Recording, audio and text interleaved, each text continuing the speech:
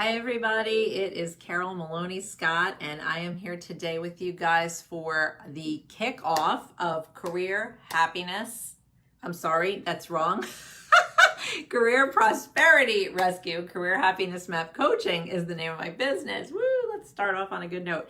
So Career Prosperity Rescue, the free workshop we're doing for the next 9 days in the Smart Chicks Career Club, of which you are obviously a member or else you would not be watching me right now. So I know it's hard to join some of these things live and that, you all have a million conflicting priorities. Hi, Jane. And that everybody's pulled in a lot of directions. We're doing these at 12 Eastern time every day in the hopes that, hi Patty, that there will be a lot of people who are able to join at this time. And that 9 in the morning isn't too early for the West Coast people. Most of our people are on the East Coast, so I hope this works out for everybody. If not, all sessions will be recorded immediately. They're being recorded. The lives are recorded, and they will exist in the group right after they are done. So welcome, welcome, welcome. I am so excited to do this. I almost couldn't sleep last night. I was so excited knowing that I was going to get this workshop started today. It's just a lot of really great content, a lot of really great interaction, and it's just really exciting for me to bring you guys this information. So I just love, love, love it. So if you are watching right now, if you want to say hello, tell us where you're from, anything you want to say in the comments. I'm not going to be able to get to looking at comments too much right now because obviously I'm talking and doing the presentation. But I just love to see, who's here and who's watching, and, send me some little emojis and, just be like, hey, I'm here. And let me know that you're excited too about the workshop. So I love what I do. It is very exciting for me and very fun. And, I hope that shows in all the work that I do.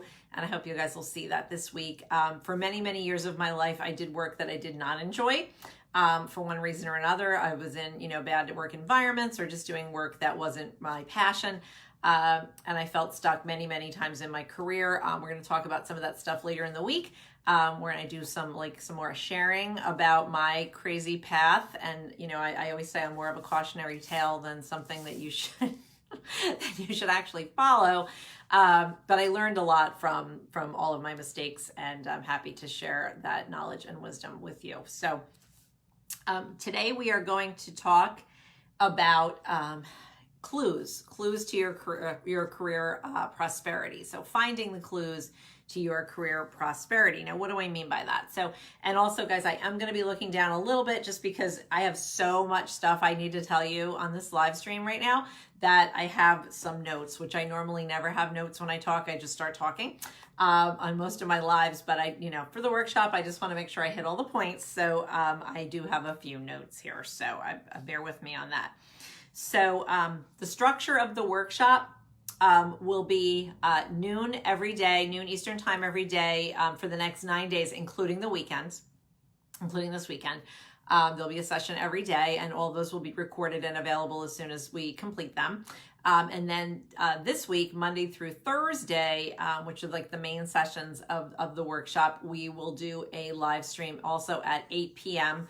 Those are bonus sessions. And there will also be some time on those sessions for questions. So I will invite you guys on those sessions to actually put questions in the chat, and I will take time to actually address questions in the chat. And there will also be a question thread, a Q&A thread that will be up in the group before the session this evening. So that you can actually post some questions, so maybe I can get prepared ahead of time with some of the answers to the questions. Chances are, if you have a question, other people have the same question. You would be very surprised maybe to find in what good company you are with a lot of your questions and concerns here in this group, and just in general with job seeking right now and with career management right now. So, so that's kind of how we're doing the structure of the workshop. We are also having a referral contest going on right now. I want to remind you guys about that. Anybody who has referred someone who has joined between May 1st and today, June 22nd, is eligible for the contest. And I put another post up about it, a reminder post, and also emailed it out this morning. to all the members that I have on my email list. And then of course the post is available to anybody to see who's in the group. So there's a lot of prizes that are going to be awarded for the people that referred the most people. I'm very grateful for those of you who have referred people. It's really exciting and fun, and just really nice to see how fast the group is growing. So I really, really appreciate that. So that being said, just remember that today is the last day for that. So if you have anybody that you'd like to refer to the group, today's the day to do it. I am going to tally those results tomorrow morning and announce in the group who has won the prizes. So grab your workbook. The workbook is in the files section, which is on the left-hand column of the Facebook group. So if you just go to, obviously you're in the group. So if you just look over to the left-hand column, it's 1, 2, 3, 4, 5, 6, 7, 8, 9, 10, like 10 things down from the name of the group in the left-hand column. Click on the files and you can download that workbook. If you don't have time to do that, don't feel like doing that, can't find it, whatever, you can certainly just get out your journal right now and jot down some notes as we start to go through the content right now. But I will be referencing the workbook during the content, and so that'll kind of be the framework that I'm using to follow for you guys to follow along with if you do have the workbook open, and that's available for you to grab anytime during the workbook and work on that. So let's get into today's main content. So clues. So what do I mean by clues? I mean ideas. I mean schemes and plans and dreams and all the things that we think about that we would love to do, but we're not sure that we'd actually be able to do them. The things that we shoot down as being unrealistic because maybe we think they are, we're afraid that they are. And all the things that we just long for, and the clues are the seeds, right, that we want to plant. But we need to uncover what those are, right? So a lot of people will tell me, Carol, I don't know what I want to do. And I really feel that most of the time that is not true, and that you really do know what you want to do, but it's been so buried beneath years of limiting beliefs, years of self-sabotage, years of just feeling, frustrated, stuck. It's really, really easy to get in those positions. I was in them over and over again. It's really easy to dig yourself a nice hole when it comes to career. There's a lot of other things that go on in our lives, that contribute to that. And there's certainly, society's expectations, family's expectations, partners' expectations, parenthood, all the many things that happen in our lives, and right now we're dealing with a pandemic, right? And, there's a lot of things that happen that we have no control over that affect our careers and end up affecting our career choices. And a lot of those things are not our choices. So my goal in talking about this topic with all of you is to help you to reclaim your power when it comes to your career and reclaim your ability to choose what it is that you want to do and make that reality. So let's talk a little bit about how we find these clues, right? Especially if you're thinking, Carol, no, I really don't know, and you don't know me. And don't tell me that I know, because I know there are people out there thinking that. And I promise you, somewhere within you, you do know. If you don't know on the surface, I get that. And you can't tell me right now.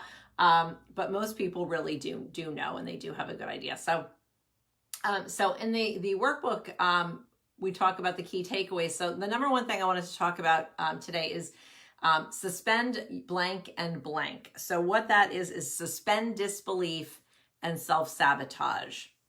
So it's very easy, as I just said a moment ago, to just let all of those outside forces affect our ability to make choices and make us feel and believe that we can't do the thing that we want to do. There's too many obstacles, there's too many things in our way, there's too many things about it that are hard. It's too much work, it's too expensive, it's too risky. We're going to disappoint someone. We're going to disappoint ourselves if we fail. We're setting ourselves up for failure. All of these types of things, right, that we think. And we have this disbelief. And we have this disbelief and this self-sabotage because we have bought into these limiting beliefs. I've had clients tell me, I had one client tell me that she thought she was too old and fat to get a job. and you might, be taken aback by that and think, what? But I guarantee you there's more than one person other than that client who has thought that before, or who has been told that by someone, even someone in their lives, that they're old. I see so many of you ladies who come into this group who are filling out the questions when you request to join the group. How many people put as their obstacle to getting a job, the question I ask about that, age? And I look at the photos of some of these women and I think, wow, they don't look very old. It's not like these are like, it's 80-year-old ladies sending in, their request to join Smart Chicks Career Club. These are, women who are very much in their prime and viable candidates for jobs and certainly can do anything they want to do. But they don't think so. So there's a lot of different limiting beliefs, and age is certainly one of them. But there are many, many, many others that we use as excuses and defense mechanisms. Really, I feel like more than anything to keep us from our dreams. So the number one question in the homework today is, what is one limiting belief that you need to ditch? So is it that you are too old? Is it that it's too late to make a change? Is it that it's too hard to make a change? Is it that you want to do this thing, but you think that no one will hire you to do it? Have you decided that there are no jobs available at all because of the pandemic? Have you decided that no one is taking you seriously because you don't have XYZ in your background? There's 100 of these. There's a million of these probably. We could go on forever, right, talking about them.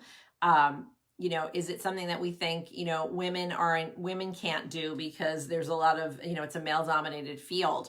One thing I saw in this group recently that I just thought was tremendously interesting, and definitely shout out if any of you ladies are on this call right now or watch it later, but one of our members, like she's a firefighter or she's a fire chief or something like that.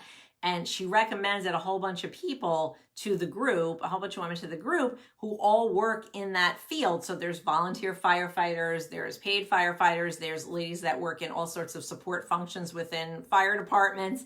There's all these fire ladies.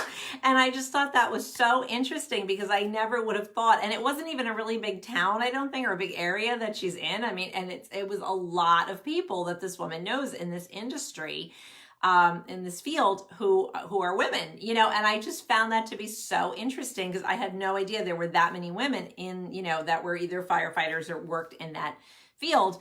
And how interesting is that? And how many of those women might have been told at some time in their lives, that boys become firefighters, or, that's not a job for them, or that's not a pursuit for them. So, women can pretty much do anything they want in 2020, right? We can do what we want. So that's really a limiting belief that we need to ditch, right? And I see every day, so many people ditching these limiting beliefs. I met a woman recently who is 74 years old, so she's old enough to be my mother, and I'm no spring chicken. So she's 74 years old, and she just started a life coaching business after having a long career in, I think she was a therapist and, had some type of a career like that. She didn't get her PhD till she was, I think, 65 or 66, which she also shared with me. And I just thought that was so inspirational because this woman was so interested in her new endeavor at 74. And she was saying that she doesn't have a lot in common with a lot of women her age in her community because they have no interest in doing anything like that. And, they play bridge on Monday and they play tennis on Tuesday and they do another activity. They do painting class on Wednesday. And while those are all great pursuits and nice leisure time things, this lady just doesn't resonate with her. She just really wants to keep doing stuff. And she's not even thinking, oh, I'm too old. She's thinking, where's the next fun thing to do? So, I mean, I thought it was really, really, really, that really resonated with me. And I also, last November, and I've told both of these stories before, so some of you may have heard them. So I apologize if I'm repeating myself, but I just think that they are just such inspirational women. Last November, I was asked to do some short mini laser coaching sessions with participants from a women's conference here in Richmond that's sponsored through VCU. And one of the women was 55 years old, and she told me that she wanted to, she was in accounting for like 30 something years, since she graduated from college, and she wanted to go to medical school. and that everyone in her family was telling her, and her life was telling her, that she was insane and that she was much too old to go to medical school. She was never going to be able to have any time to be a practicing physician. Maybe she wouldn't even be able to get into medical school because of her age. And, I talked with her about that, and I said, well, what is it about medical school? And she said that she always wanted to do it, and that even if she didn't even get to practice medicine and just got to go to medical school and go through, her internship or residency, graduate, actually become a licensed physician, that was going to be enough for her, even just to have that, because she so wanted to do this work. And I said, it was interesting, and she was a single woman, no children, and had this long career in finance. And I said, did you know that you wanted to do this when you were a young woman, when you were in college? And she said, yes, I really did know that I wanted to go in the medical field. So of course I assumed this was going that, her parents told her not to do it, or somebody was going to tell her not to do it, right? Somehow she was getting a limiting belief, and it was probably not coming from her, although it could have, right, come from her own fear. But she told me that, her college advisor told her that African-American people don't do well in medicine and that she should major in something else. So of course, my eyes widened like this, and I, felt terrible to hear that and to know that that was her experience. Because obviously not my experience in life. And I was floored by that, but I was really, really amazed at how she just told me that in such a matter-of-fact way. She wasn't bitter or angry about it, even though she absolutely should have been, and I'm sure she was at some point, but she really was taking that terrible thing that she was told, and that terrible discrimination and that terrible bias, and really like dream-crushing bias, right? And she took it and turned it around, and she was ready to live her dream now, and it, felt that it wasn't too late. So, I feel like there are a lot of stories like this out there of people who overcome limiting beliefs that are very crippling, people overcoming anxiety and depression and, bad marriages and, a lot of kids to take care of and, just taking care of sick relatives. And then, of course, there's a lot of people that have, the limitations of their own health, right, not being good. But all of these things really are excuses and limiting beliefs that really keep us from our joy, because at the end of our lives, are we going to really be happy that we held on to those beliefs, or are we going to be happy that we let them go, so that those clues as to what we really want to do can bubble up to the surface, right? And we can actually embrace those ideas and think about how we can make them become reality. I get so dry when I talk and talk and talk.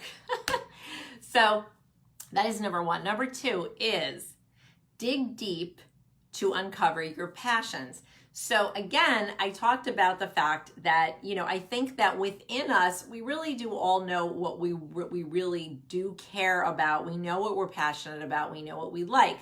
A lot of us, though, have buried that behind responsibility and obligation and, the limiting beliefs and just life, right? We say, okay, well, I wanted to do this when I was a kid or a teenager or a young woman.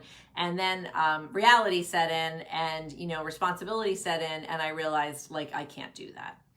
So what does that even mean? Why would we do that to ourselves, right? But we all do it. We all do it. And there's always a reason why the dream thing gets pushed by the wayside. Oftentimes it's because the dream thing doesn't seem practical. It just doesn't seem practical. If you liked playing with, your Barbie dolls when you were a little girl, how the heck does that translate into something that might be a career interest, right?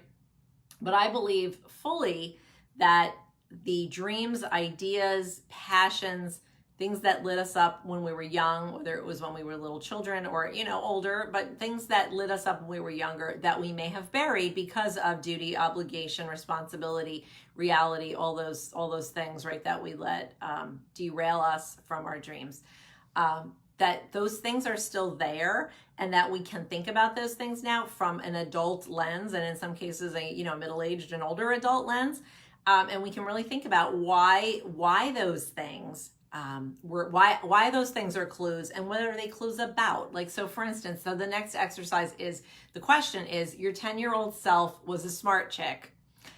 What is one thing she loved to do? Now, I've been told by some people in my community, in my Smart Chicks Career Club community, that they didn't have a very good childhood, and that their 10-year-old self, while she was a smart chick, she wasn't really living her best self.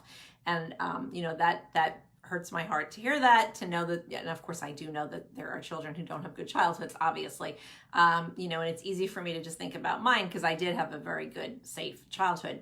And I know that some did not. So I certainly feel for those of you who did not have a good childhood. So maybe 10 years old isn't the time for you to go back to. Maybe 18 is the time for you to go back to. Maybe 25 is the time for you to go back to. But the purpose of this exercise is to think back before the adulthood responsibilities squashed your dreams, you know, before those bubbles were burst, you know, what was in those bubbles. So for me, when I was a little girl, as soon as I learned like how to read, all I wanted to do was read books. And then when I learned that you could also make up your own stories and write them, that was all I wanted to do. So I used to carry around a notebook and everywhere I went and write in my little notebooks all the time and make up stories. And, you know, creative writing was my favorite thing to do in school. And I was amazed by how many kids hated it, especially, you know, when I was younger. It was, you know, language was already a challenge for kids, right? To learn how to write and learn how to communicate. But I had so many stories in my little crazy head and they had to get out, right? So I carried my notebook around. Well, you know, am I a writer now? Yes, finally, I am one. It took a long time though. So that was what I did when I was a child. And I published my first book, I think I was 46. I think I just turned 46 when I published my first book. And since then, I've written 10 fiction titles, and I'm definitely going to start getting back into that again now, because we'll talk about that later in the workshop when we talk a little bit more about creativity and having creative outlets. But yeah, so it took me all those years to realize that that was a burning desire within me and a passion and something that I needed to do. Now, is that my career? Is that the only thing I do? No. Does it pay my bills? No, because I haven't pursued it that seriously in order to make it pay my bills. And I really obviously had other passions, which is what I'm doing with you all now. But, you know, that was something that I really, really wanted to do. And I uncovered it, I dusted it off, and I got the courage. I suspended the limiting beliefs, you know, about being told when I was younger that, well, a writer is not a real job. You know, you can't earn a living doing that. So therefore, you shouldn't do it, which, you know, is very interesting because, you know, there's this whole perception, there's a limiting belief right there that the only thing you should spend your time on is a thing that earns a lot of money. Or is definitely going to support you. So unless it's your job, unless it's your day job that's going to support you, you shouldn't do it. That's a limiting belief right there in of itself. And I held that for many, many years. Well, I can't write. I don't have time to write. And what am I going to do with writing? And, you know, I have to have a job and I don't have time for that. So I just let it go, right? And I'm sure there's something in your past that you can uncover and think about that and think about how to incorporate that into your current work or your current life. I mean, even with writing, we don't have to only do creative writing, right? I could have done more writing in my job. I could have majored in journalism. I could have written for magazines or newspapers, you know, because I'm old enough that those were real things in print when I was young. You know, I could have done any of that type of thing, research. I mean, there's so much that I could have done with my writing skills. I could have done corporate communications. And I ended up doing some of that within talent acquisition when I was a recruiter. And I went into a staffing operations role, and I did recruiting. I did some writing, you know, policies, procedures, announcements, you know, marketing type writing, which I really enjoyed. And then the other thing I realized, and this one I just realized probably like a year ago, maybe a little more than a year ago. So I had gotten my master's degree in career development in 2010. And we're going to talk about a little bit more about my cautionary tale path later this week. It's actually, I'm going to share a little bit more than I usually do about it. So there's going to be some, you know, sharing moments happening here. So hopefully you'll find them interesting and funny and not judge me too badly for them. But I'm going to do that later this week. But the thing that was the clue in my childhood was I used to like to play school with my sister and a couple of my nerdy little friends, who also were, you know, interested in playing school. My poor little sister my sister is 4 years younger than me, and she was not interested in playing school. You know, she was probably 6 and, you know, I was 10, and we were doing this, and I was making workbooks and worksheets for her, just like I've made for you guys. And the very funny thing is that I never realized how much how much this whole desire to teach and train and inspire and guide people came from childhood. I never thought about it. I went back, I got my master's degree when I was 41, I think I completed that, and 42, somewhere in there. I completed that, and that was about 10 years ago. And then, just a couple of years ago, I got my certification, my career coaching certification through the Career Coach Institute. And I, started really thinking seriously about getting this job. Yeah, Ellen, my sister was not into it, although she did whatever I told her to do because she was a little girl. And if she played school with me, I'd play Barbies with her or baby dolls, and that's what she really wanted to play. So it was a trade-off. But yeah, so it never really connected in my head that, my interest in training and development and all that stuff came from childhood. But and I had a job, in my 40s where I was doing a lot of training. I was training other recruiters. I was training hiring managers on interviewing practices. I was doing all this stuff. And I never thought about the fact that, wait a minute, I used to play school when I was little. Why? Because I think I associated playing school so literally with being a school teacher, with teaching children, which is not something I ever wanted to do. And I think I associated that way. So I just buried that too. I just buried that interest because I was like, well, I'm not going to be a teacher. I don't want to be a teacher. Never thinking about all the different ways that I could incorporate that into a career that has nothing to do with teaching children, right? That has nothing to do with that at all. So these types of clues can really help you to dig deeper into what it was that you really like to do. And then the third takeaway for today is number 3 on the worksheet, which is question until you strike gold. And what I mean by that is you need to drill down into these clues like a 4-year-old who is in the terrible whys. And anyone who is a mother or maybe has had a younger sibling or a grandchild or, even remembers themselves doing this. Little kids go through a phase, almost any of them have any inquisitive nature, which is obviously the vast majority of children, right? They go through this phase where they ask why about everything 1,000 times in a row. And I have a little snippet about my son doing that in my book, The Smart Chick's Guide to Career Happiness, which is actually free in our group right now, also in the files section where the workbook is. So I'd love for you guys to grab that for free and download it. You don't have to read it this week, although it's a great companion to this workshop. But if, as long as you have it, you can continue some of this work after the workshop is over as well, because there's a lot more information in there and a lot more journaling prompts and things like that. But in the book, I talk about this. But, so my son Nick went through, the why phase bad. I mean, he was probably in the why phase for 3 years, but I'd say, Nick, come on, honey, we have to go to the grocery store. Why? Because we need food. Why? Because we need to eat. Why? Because you need to eat to live. Why? Because your body does this, and that. And then now I'm already lost because, now a simple trip to the grocery store has turned into a biology lesson. And then I'd say, okay, you got to get in your car seat. Why? Because if we get in an accident, you'll get hurt. Why? Why do people get in accidents? What will happen? But, and then I'm like, I don't want to talk about that. I just want him to get buckled in the car seat so we could go to the store, the freaking chores I have to do, and I was a working mother Nick's whole life. I went back to work when he was 7 weeks old.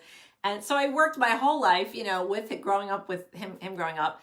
And, I just wanted him to stay on task, and of course I wanted to teach him and I wanted to answer his questions, but, it drove me crazy. But that's how children learn, right? By asking these questions.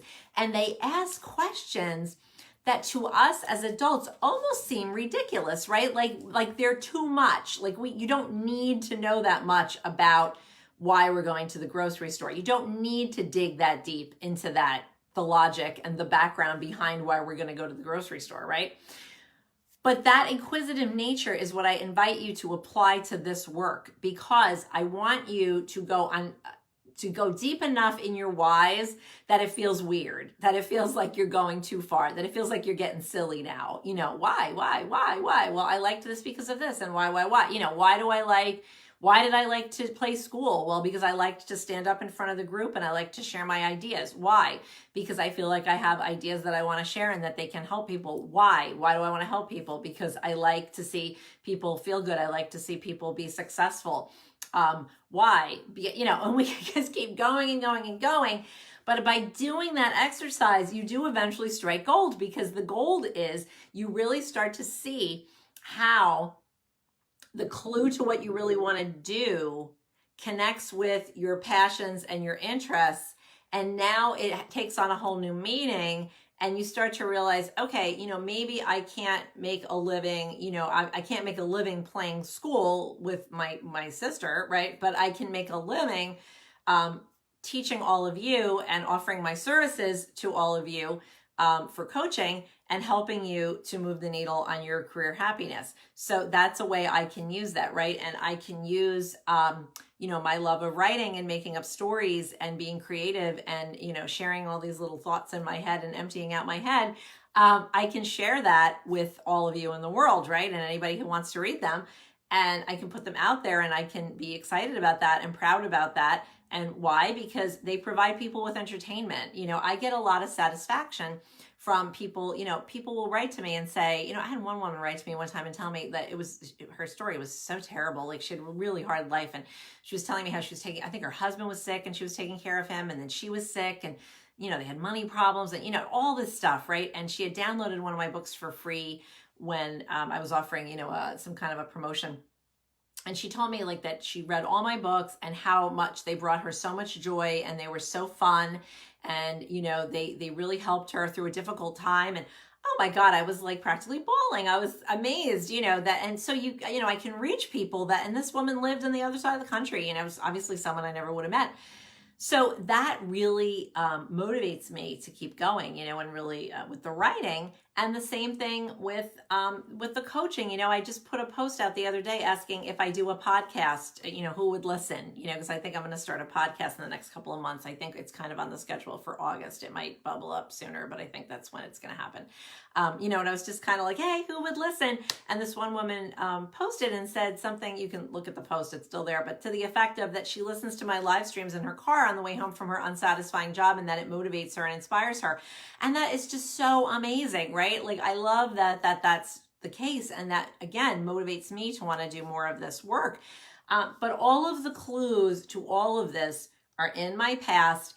And they were definitely on the other side of many limiting beliefs that I told myself, I was taught in school, society taught me, I got from my family, either actively or passively, right, by watching others around me.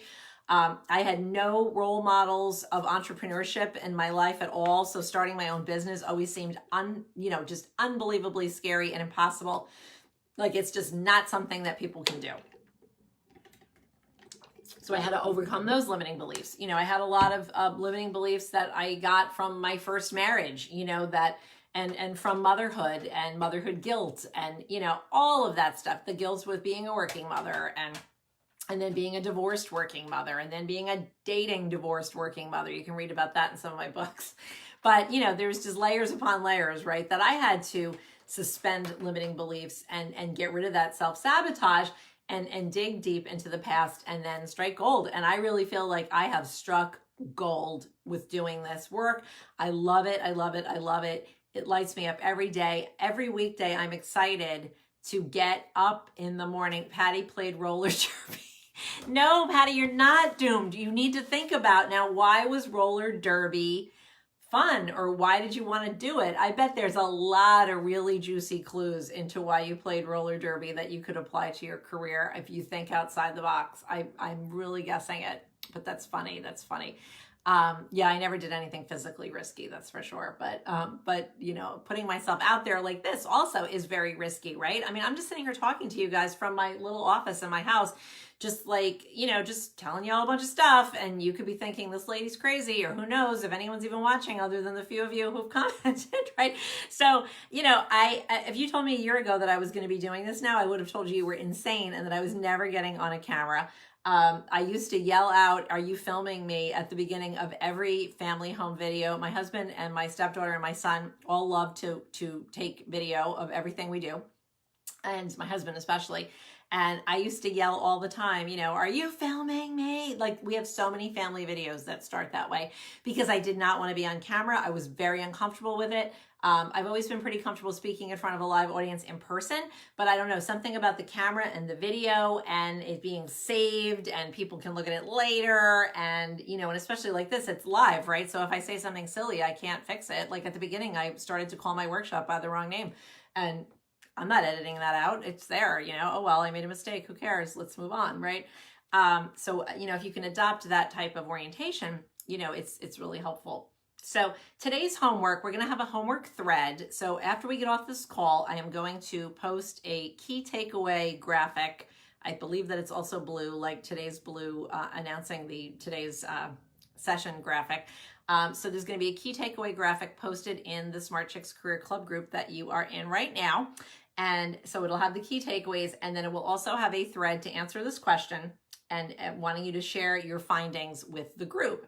What could you do all day and lose track of time? Why? And how does it make you feel? So if you could please share that with the group, that would be super wonderful. I have some prizes for those of you who do that today. I mentioned my fiction books earlier. I am giving away one of my fiction books to everybody who does their homework today of your choice. So also in the post, there will be a link to my, my collection of books.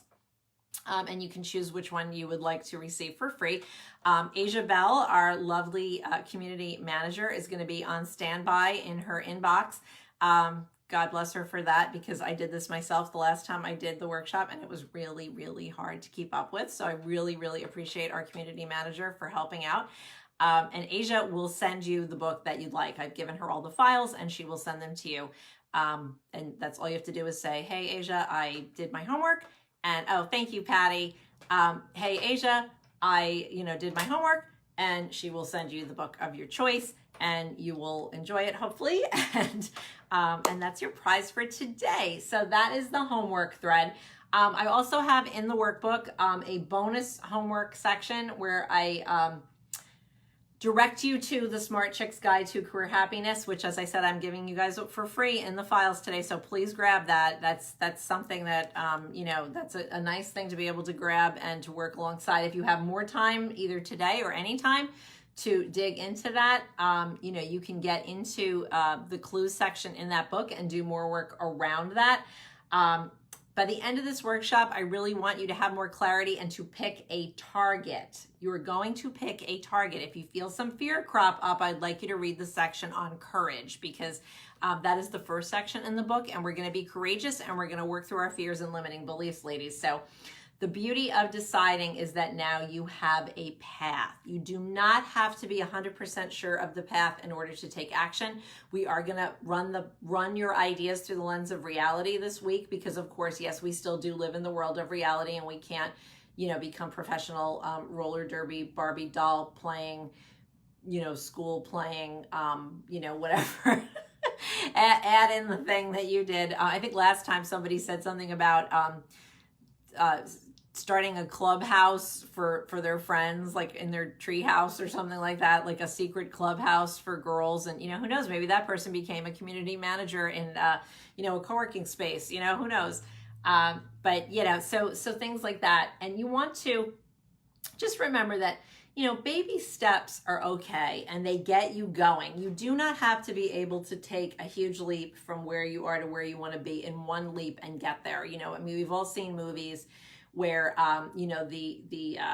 the hero or heroine has either superpowers or something like that, and they're able to, or if there's a monster or something, or some being that's, there's one side of the bridge, and there's a big cavern and there's a wiggly bridge, and the bridge goes out, and the only way to safety is to jump, and if you fall in the cavern, you die, and there's always somebody who is able to jump, right? They're able to make it to the other side without falling in the hole. But reality is most of us will fall in the hole if we just try to do a huge leap, right? And then when we fall in the hole, what happens? All those limiting beliefs are down there waiting to greet us again, and remind us that we're not good enough, we can't do it, it's too hard, we should just be satisfied with what we have.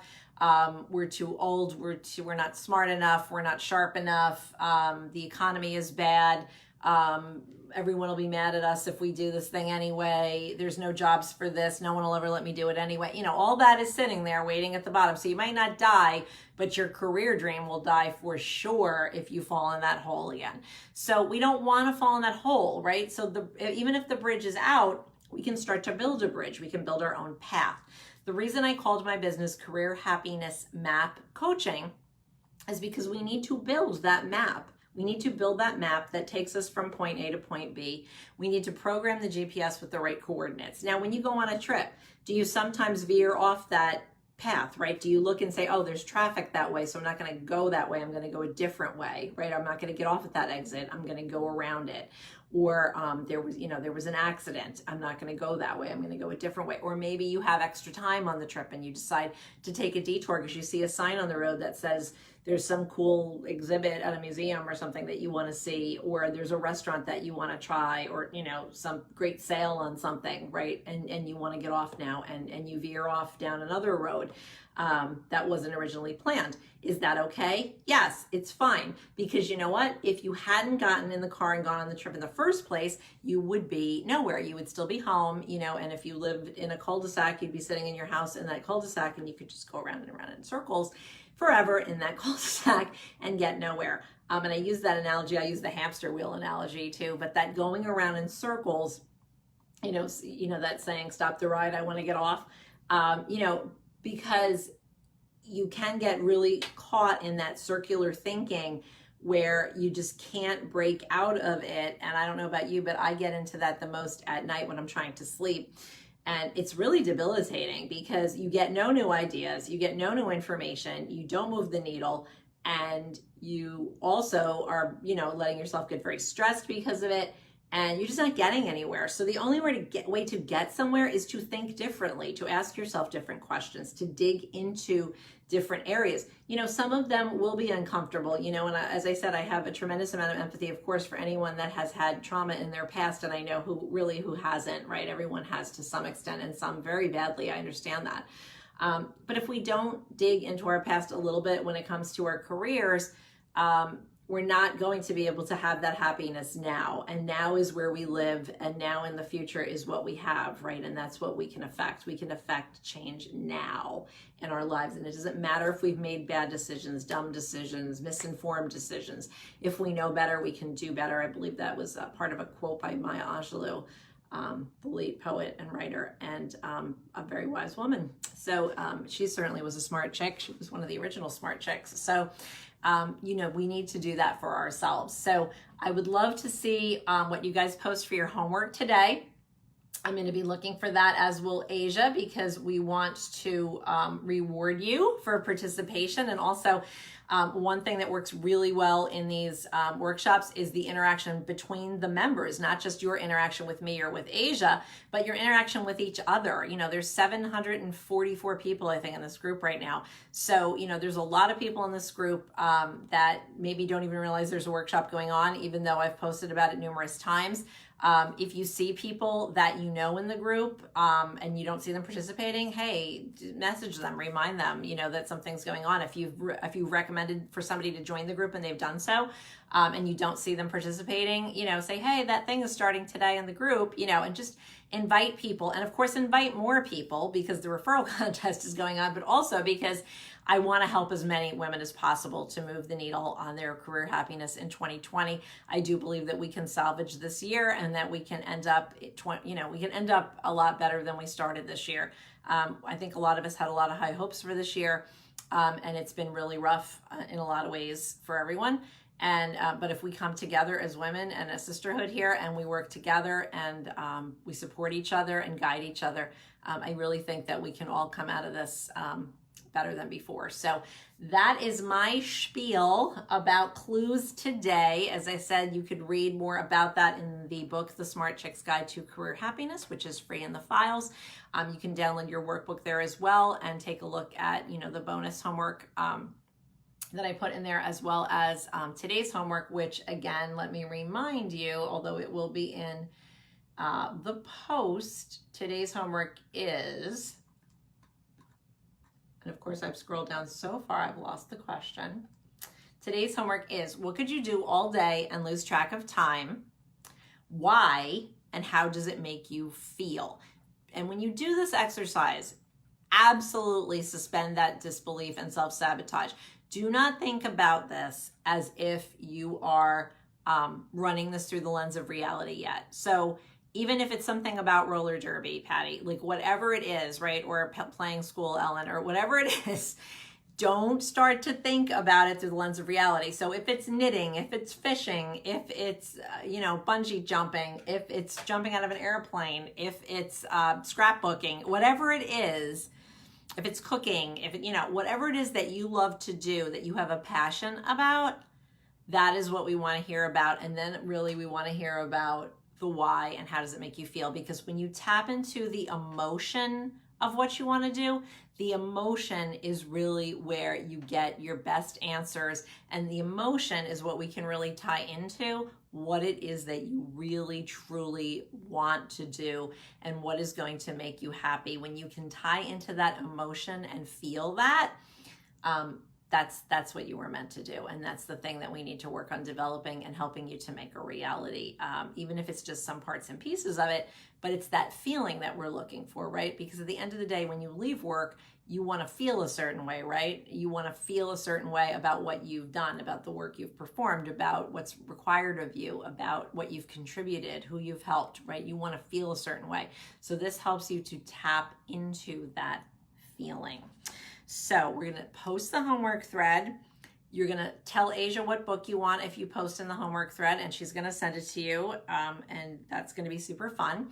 And then this evening at 8 p.m. Eastern Time, I am going to go live again, and there will be a Q&A thread for that posted, and there'll be some reminders that we're doing that as well. And tonight we are going to talk about multi-passionate careers. So that's a fun topic, definitely one that is near and dear to my heart.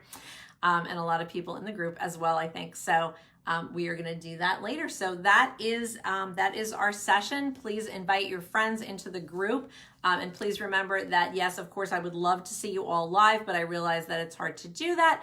And that, it's hard to do that every day at all these various times. So this session will be saved in the group for anybody in the group to watch when they do have time to do so. So I will see you guys at 8 o'clock, and I will see you in the group, and I can't wait to see all of your clues. Talk to you soon. Bye-bye.